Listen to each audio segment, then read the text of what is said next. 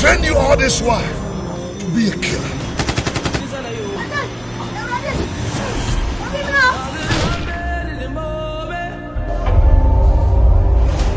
Until this government steps down, I'll never give up.